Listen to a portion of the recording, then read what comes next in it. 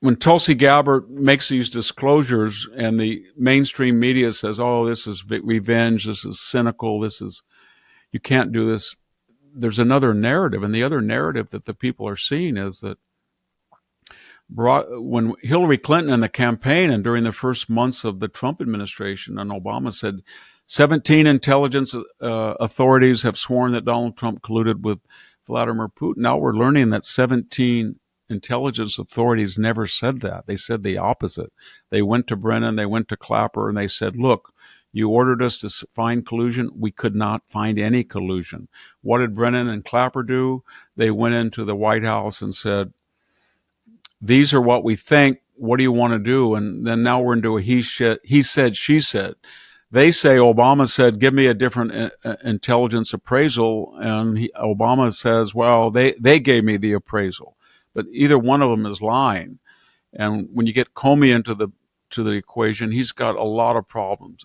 Then the other part of this story is we have people who have lied under oath and have admitted to doing. John Brennan, the CIA director, lied twice under oath and admitted he did concerning surveillance of Senate computer staffers, collateral damage, and predatory drones. We know that James Clapper lied under oath about spying. He said, I gave you the least untruthful answer. James Comey pled amnesia 245 times under oath. So there's a lot of exposure there. And it's just a question of how far does the Trump DOJ want to stop all that? I would say to your Australian people on the left that it did affect an election. In the 2016 election, the Russian intelligence was tapped by the Dutch, and the Dutch reported back to our intelligence, we don't know what's going on. The Russians don't know we're tapped into their intelligence, but they're baffled because they haven't colluded with Donald Trump, but they have tapped into Hillary Clinton's communications, and she's saying that they have. And they want to know why this is, and they came to the conclusion that she's lying about the Russians because she was trying to protect her own emails, which were on a server that shouldn't have been, and she had information that shouldn't have been there. But so it's just a question now, how far do you want to go back to rectify what happened, and what would be the political ramifications? And the country's split on that issue. On the right, people say, wait a minute, if you let these people lie under oath and you let them go in front of the country in 2020 and swear before the second debate that Donald Trump and the Russians created Hunter laptop, that it was Russian, and you knew that that was true, and you knew that the FBI had it in their possession and had authenticated it, and you knew that, and yet you tried to arm Biden, who was armed, and said Donald Trump's a liar, he's a Russian colluder. And that may have affected that election. And there was one poll that said it did, that people did believe that Donald Trump created that with the Russians, that laptop. So there's a lot of fundamental issues, and I think the Trump administration doesn't know quite the political ramifications, how far back you enforce the law, how you deter this from happening again. But there's no question that there's criminal exposure there.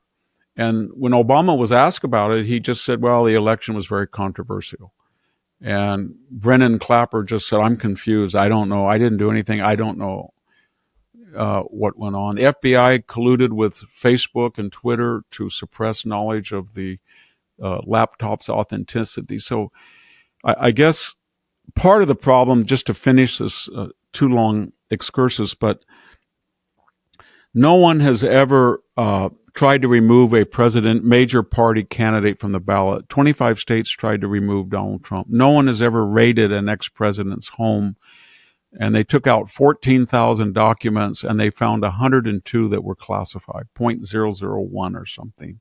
And Joe Biden had the same exposure.